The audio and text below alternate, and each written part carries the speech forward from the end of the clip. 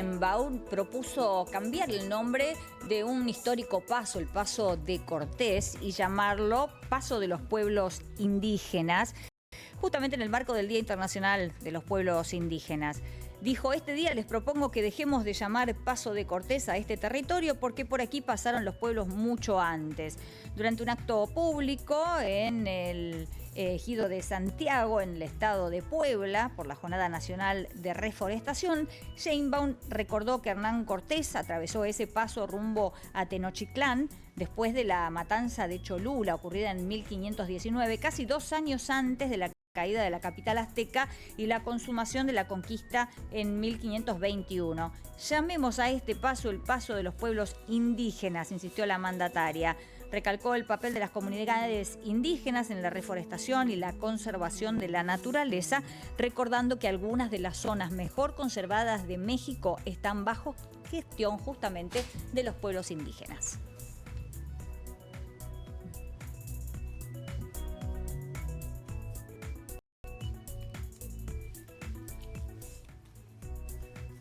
Un total de 8 cadáveres correspondientes a 7 hombres y a una mujer fueron encontrados en 2 fosas de una zona minera en el municipio de Pucará, en la provincia andina de Azuay, situada en el sur del Ecuador. Esto lo informó el jefe de la policía, Pablo Inga. El hallazgo de los cadáveres mutilados tuvo lugar el sábado en un campamento que podría estar vinculado a la minería ilegal en una zona cercana al sector Huasipamba, a 6 horas de la ciudad andina de Cuenca. En el sitio también se hallaron 2 vehículos quemados. La policía investiga las circunstancias del hecho que dejó las 8 víctimas mortales y que, según los primeros testimonios, estaban desaparecidas desde el pasado jueves. Las personas habrían muerto unas 48 horas antes del hallazgo, según datos preliminares de criminalística.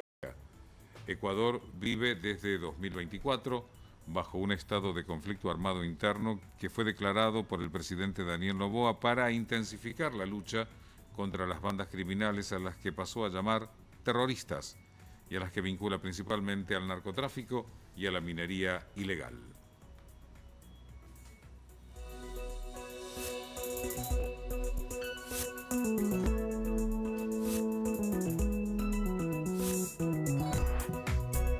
Irán designó a Mohsen Razaei, uno de los funcionarios iraníes señalados por la justicia argentina por su presunta responsabilidad en el atentado contra la AMIA, como nuevo secretario del Consejo Supremo de Seguridad Nacional. Es uno de los principales organismos de seguridad del país.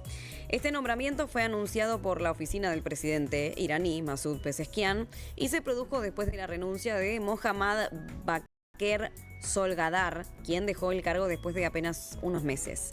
Bueno, el nuevo funcionario de 71 años fue comandante en jefe de los Guardianes de la Revolución entre el 81 y el 97 y actualmente es uno de los hombres de mayor experiencia militar dentro del régimen iraní. Tiene una alerta roja de Interpol a pedido de la justicia argentina por su presunta participación en este atentado contra la Asociación Mutual Israelita Argentina, la AMIA, que ocurrió el 18 de julio del 94 en Buenos Aires. Este ataque dejó 85 muertos y cientos de heridos y sigue siendo investigado por la justicia argentina. El líder del partido de derecha británico Reform UK, Nigel Farage, declaró que, de ser elegido, su partido deportaría a todos los delincuentes extranjeros encarcelados en prisiones británicas. Según estos planes, los delincuentes serían enviados a su país de origen o a terceros países, entre los que posiblemente se incluya a Kosovo o El Salvador. Esto se sustenta en algunos principios básicos. Los delincuentes peligrosos deben cumplir su condena íntegra. El público no exige menos, es lo que declaró Farage en una rueda de prensa, donde también se comprometió a construir prisiones denominadas Nightingale, inspiradas en los hospitales temporales construidos durante la pandemia de COVID-19, que, según él, añadirían 12.000 plazas penitenciarias.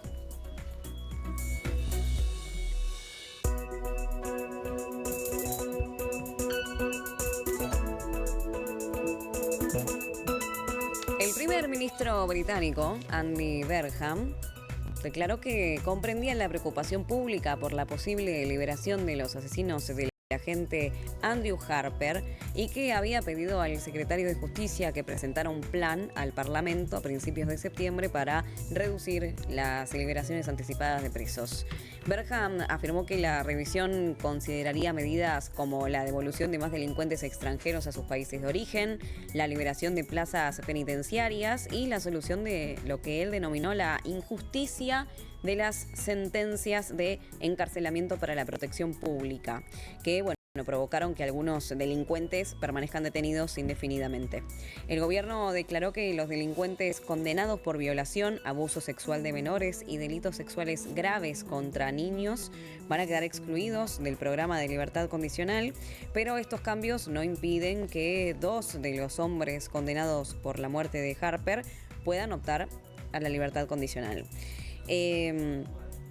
Harper, un agente de policía del Thames Valley de 28 años, murió en el 2019 después de ser arrastrado por un vehículo mientras respondía a la denuncia de robo de un cuatriciclo en Berkshire y 2 de los 3 hombres condenados por homicidio involuntario por su muerte fueron encarcelados cada uno durante 13 años por homicidio involuntario. En el 2020 comenzó esta condena y podrán optar a esta libertad condicional en enero como parte de los esfuerzos del gobierno para abordar el hacinamiento en las cárceles de Inglaterra y también de Gales.